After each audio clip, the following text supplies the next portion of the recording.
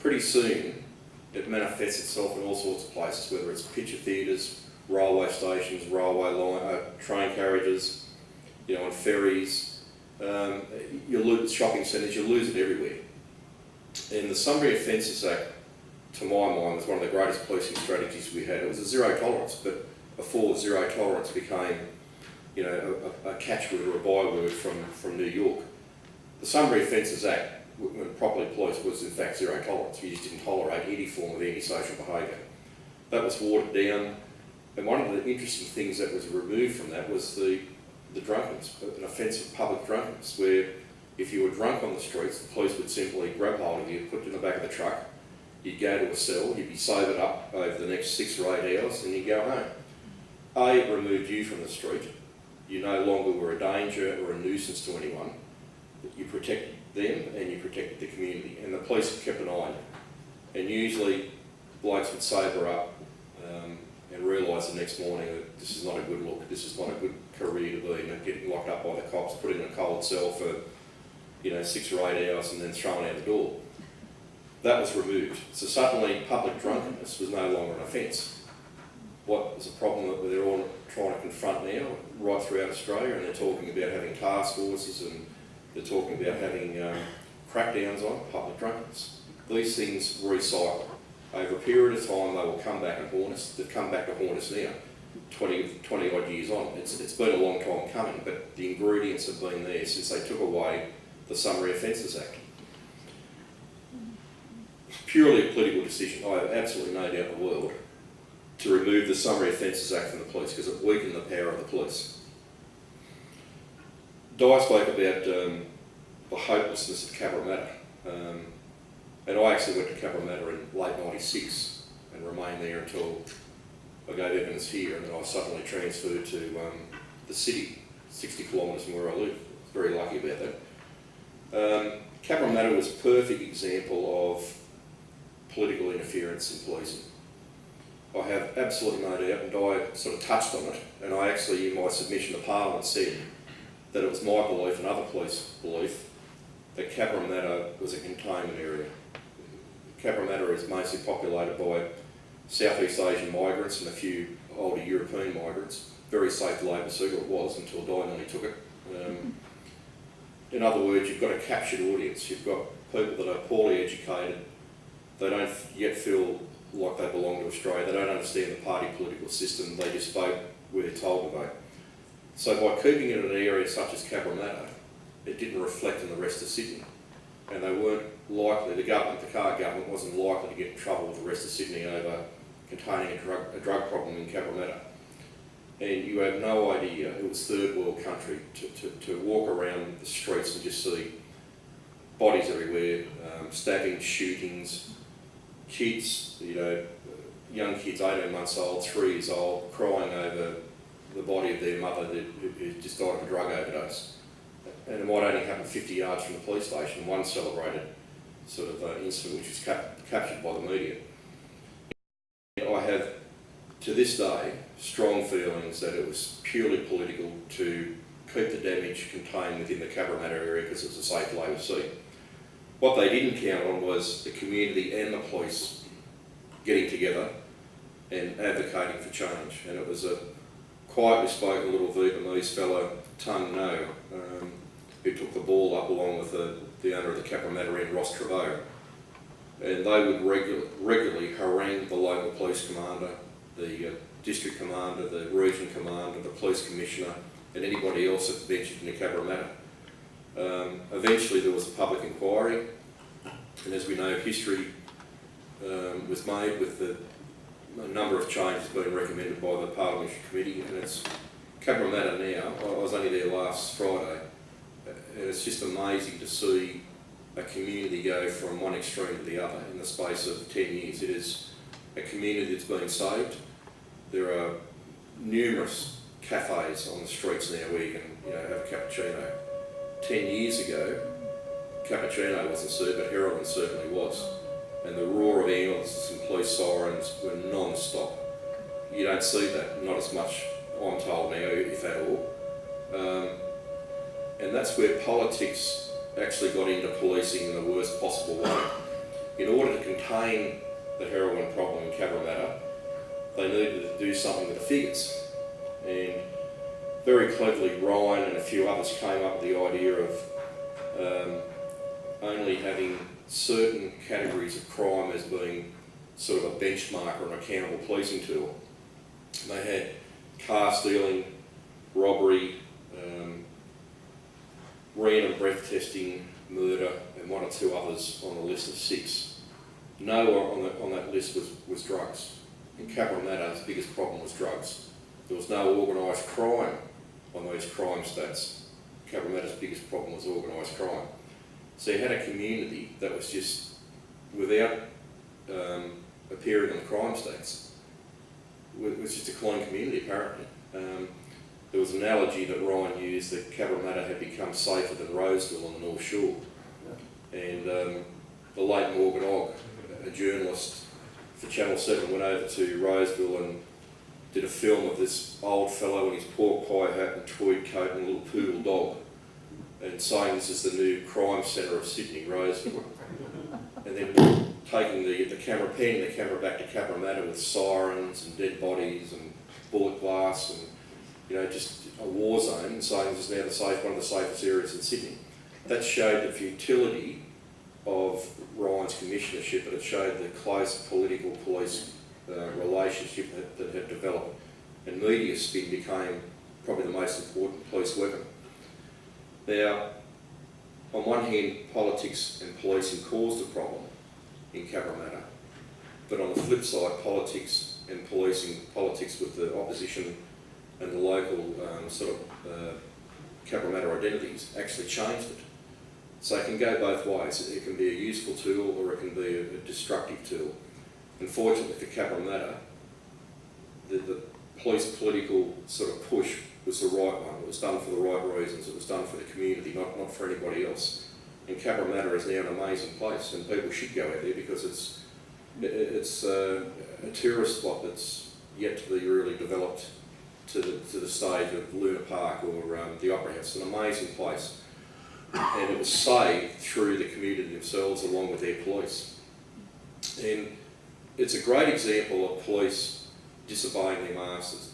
This is street police, disobeying their commanders, disobeying their commissioner, disobeying their politicians, their government, and actually siding with the community that they were sworn to serve, and thereby alienating themselves from their masters, and in turn offering themselves up as sacrificial lambs virtually, but they did it for the people they served.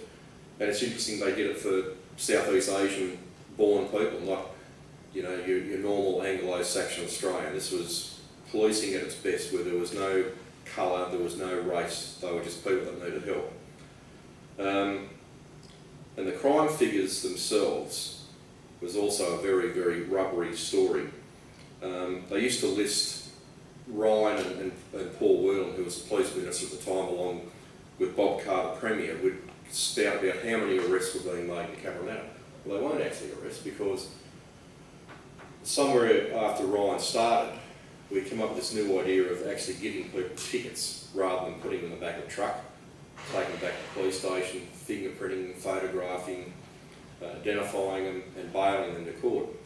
They come up with this idea of handing people like a traffic ticket. It was called a court attendance notice. And they were free to go once you filled out the details and gave them a ticket, and they'd have to appear at court in a month's time. But what was happening, in particular in Cabramatta, was that some of these junkies were collecting 10 or 20 of these things in a day. So you give him one and you go around the corner and do the same thing that you just give him a ticket for, and another policeman give him one and another policeman. It never removed the problem. And that was the problem, that these junkies just kept circulating around the area for 24 hours. And that was the folly of these court attendance notices. The court attendance notices also had a bit of a sting in the tail in that they weren't enforceable if these people didn't turn up for court. You couldn't take out a warrant for failing to appear at court. So they learnt this after a while, that they'll just get a $50 fine or they get a $200 fine, and that'll be handed over to the debt recovery section. Well, you're talking about junkies who are lucky to have $5 every day. Where are they going to get $200 to pay debt recovery from? So it was nonsense. Even the debt recovery section couldn't get any money out of it, and it couldn't turn into warrants because the law had been changed in that regard as well.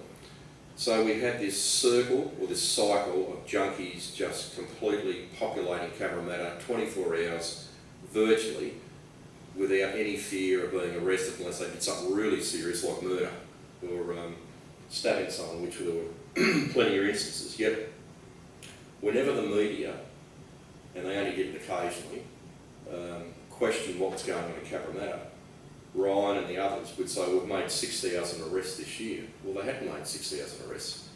They'd handed out 6,000 tickets, but these tickets were deemed to be arrests by the new Labor government and the new New South Wales Police Department. Nobody was arrested. They were just given a piece of paper, but that allowed them to say, well, there's 6,000 arrests. So the average person watching TV or on the radio would think, well, they must be doing a good job out there. 6,000 people arrested, gee, there must be a lot of junkies. What they didn't tell you was there weren't actually arrests, they were just handed tickets. And those 6,000 were probably recycled 5 or 6 times amongst each individual junkie. So that's where politics, the ugly side of politics and policing came in, because it became a political tool more than anything else. But as I said, Cabramatta actually became a great story of a community fighting back and surviving through its police and through local political activists.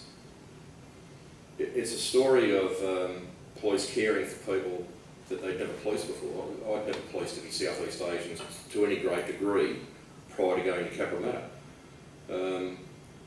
But the fundamental issue for police when they swear an oath is they swear an oath to protect everyone, regardless of their race or their religion or their sexuality or anything else. They police for a human being, and that's something that political interference in policing takes away. Politics is about, easygoing solutions for a quick political fix, and human beings tend to lose out when you bring politics into any solution. What I believe has to happen is, as Charlie said, it has to go back to the days when the police commissioner, for a start, could only be removed by the Parliament or by the Executive Council. He's got to be independent. He has to be away from the Minister of Police and for the government. That's not to say he shouldn't be accountable, but at the same time he shouldn't become a pawn in a political game. We do need a police board again, because I think this policing in the 21st century has become so complex and so difficult that it needs a number of experts, not just a single police commissioner. The Minister of Police seems to change every 5 minutes in New South Wales, so it's become a non-event. So that's why I believe a police board has to take over whatever role he's got at this stage or at this very moment in time. I agree with Charlie, there has to be a separation of a police service and a police force. We do need to have part-time police, we do need to bring back experienced police, even if they come in for a part-time role. Many countries in the world, such as the United States, use reserve police, where they might use them on a Thursday, Friday and Saturday night. And you may only have a police force of 5,000, say, in a city. But you bring in the reserve force, you suddenly got 10,000 coppers on a Friday and Saturday and Sunday night, and you can just saturate the streets, and you can carry out zero tolerance policing. You can make the initiatives that you want to make in public drunkenness. It's not such an absurd idea that we don't start training up former police, servicemen, tradespeople, a broad cross-section of the community to come to work for the police for 4 to 6 hours on a Friday and Saturday night. Of course they'd have to work with experienced officers, but to swell the police numbers by another 20,000 would be a godsend in the sort of age that we live in now.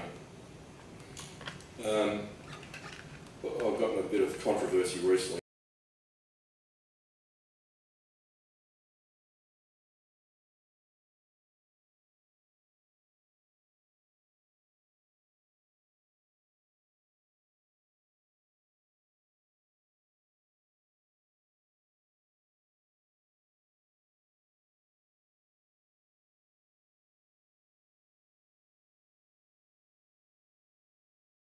And those violent sort of people will not back down to a 5'4" cop who's lucky to weigh 7 or 8 stone, no matter how many guns and tasers and sprays and batons and God knows what else he's got on him. The old days of physically confronting violent offenders on the streets, solve the problems mostly there and then. Rarely do they develop into bigger problems. What we're seeing now is the police just being overrun by sheer numbers and sheer size of bigger, nastier, drunken, drug-affected scum on the streets. And the uniform in many ways has become defaced or defamed. And it's wrong for it to be called a force, because it's not a force, it's a farce. When we get to the stage where police officers have to be armed with tasers and sprays and extendable batons and all sorts of things like that, you start to question whether the individual police officer is physically capable of confronting and solving every physical occurrence that he comes across. Why do we suddenly need all these extra equipment? Why do we need tasers? Why do we need batons? Is the training not there? Are the cops not big enough anymore? And I just don't believe, if I look back in my day, we had a 38, we had a small rubber truncheon and a set of handcuffs. And rarely we have to bring in water cannons, because we never had one. And we never thought of capsicum spray, and we certainly never thought of tasers, and the gun was only ever used in shootouts. So what is the difference then to what it is now? And I don't think society's got any more violent today than what they were. They're still, in years gone past, violent people were violent people, the same as they are today. So I do advocate change. I do advocate that police have to get bigger again, and they have to get more formidable. We are the fourth largest police force in the world, yet I still don't think we're big enough, because I honestly believe we probably need another 3,000 to 5,000 cops, because New South Wales is a very large state, and those numbers are spread so thinly across the ground that they're not doing enough justice in the crime stats, and particularly on what we call quality of life. Quality of life means that you can walk down the street at any time, day and night, without being accosted by drunken, drug-affected shitbags, excuse the French. And that's a common law right for everyone, to be able to move about in the community with safety and with freedom. Now you're seeing a lot of people, someone gave the analogy once about quality of life and policing, and that was, it's like people used to be out in the sun for 16 or 18 hours a day in years gone past, until we started talking about sun cancer, and quite rightly. So people are now going indoors and spending more time indoors so they don't get too much sun and they don't get sun cancer. Well, in a way, quality of life or antisocial behaviour is now forcing people off the streets and into their homes, because people will get accosted by a drunken, drug-affected idiot who causes them a good deal of stress if they go down to the local shopping centre or if they go out for a night in the city. And many people are traumatised by that to such an extent they'll say, well, I'll never go there again. So what they do is, instead of going to the city, they might only go to their local area, but surely and simply they start to retreat into their houses and they go out less. And the decent people retreat into their houses, and the hoodlums and the drunks and the drug affected then have a freer rein to move around the streets. And that's what I've seen. I've seen people give up many of their freedoms because they're too frightened to confront what is out there in the street, and they don't have the confidence of the police anymore to make a difference to their daily lives. So I'm hopeful that perhaps we have a change of government, we have a change of ideas, and that we have a change of direction in policing, because we're going to need it, because we're now starting to see certain gangs and certain groups of people with just no interest in this country, and no real respect for the way that we've got here, and no respect for the rules, and no respect for the laws, and no respect for their fellow citizens. And without a police force that can combat that, we are doomed. We are going to head down the path of New York, and we've all seen what happened to New York before it turned it around. And I thank you for the invite.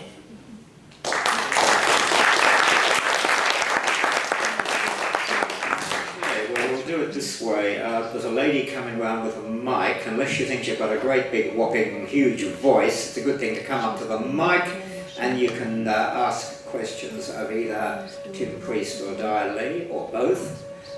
First is this gentleman here. Yes, behind you, Anna. Mick Gallagher from the Mount Colah Neighbourhood Watch, and I'll be reporting on this to the Neighbourhood Watch Committee. So So thanks very much for all your comments. I've been out to Cabramatta a few times. Presumably the Stardust is still there. Hotel, is it? Yeah, it is. It is. I was playing a band there years ago. Yeah. Can you give us some insight into the Newman affair?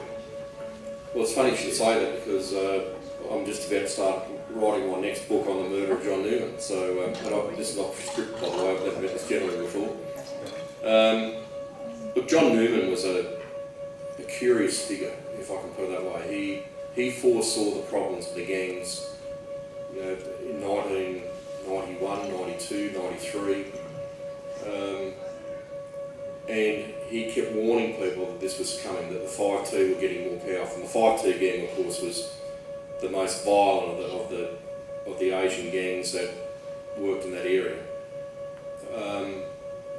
And then we had Fung No, the politician, who was really a crook as a politician, but he was dressed up as a politician or a potential politician.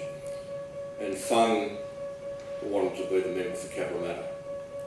The only trouble was that John Newman also wanted to be the member for Cabramatta, and most of Cabramatta wanted to keep John Newman as a member for Cabramatta because he did a lot of good. And as history tells us now, Fung organised for John Newman to be murdered at his home in front of his fiancée. And it was Australia's first political assassination. And it heralded a new era too. And this is an interesting thing about Cabramatta, that you would expect that a local member whose government is in power would do absolutely everything they could, not only to honour his memory, but to make sure that the area that he died for was completely cleaned up and was, you know, rejuvenated. Well, that didn't happen. And that's, to me, still remains a mystery. I mean, Australia's first political assassination, you would be making that area an example for the rest of the world to see.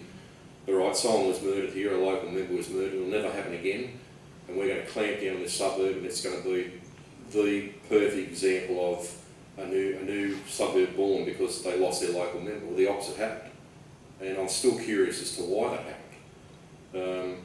Now it's changed, but it didn't change because of the Carr Labor government. So Newman's murder in many ways was in vain as far as his campaigning, because no one took any notice of him for another 5 years. So it was a tragedy. John Newman himself was a fairly eccentric sort of character, but he had the suburbs citizens, he had their best interests at heart. And you can never condemn a person for that. Fung No, thankfully, is hopefully never see the light of day unless the ABC organises another appeal for him, or Four Corners. So I hope that answers your question. Okay, at the back, yes, right at the back. Thanks for that. I read in the paper the other day that parking rangers should be armed because of the increasing assaults on parking rangers. What I'm concerned about is the rise of what you might call private security guards. We've got the railway police on the railways, we've got parking rangers who are acting like the sheriff. We've got all sorts of private security groups going around looking like the tactical response unit with German Shepherd dogs and so on. But what do you think of these sort of groups, these sort of pseudo or quasi police units? Well, when I first joined the cops, you rarely saw a security guard. You might have seen them in factories, but you never saw them in shopping centres. The proliferation of private security in this country started in New South Wales. And the numbers of private security now is breathtaking. And it's because the streets and society has become less safe. I mean, it's a perfect example of the police no longer being able to do their job, no longer being able to protect a shopping centre, no longer being able to protect a service station. When you have bottle shops having a security guard standing at a hotel whilst people buy drinks, you sort of say to yourself, have we really lost it? Have we really got to the stage where we have security guards at McDonald's? I mean, a hamburger, is that an attractive item that people come in and steal? Or is it just because it's antisocial behaviour at a family restaurant? It's basically what it is. And literally exploded in the last decade, probably since Ryan came to power. and the police have become less effective, they've become less useful as far as preventing antisocial behaviour, that businesses, in order to protect their business, have had to bring in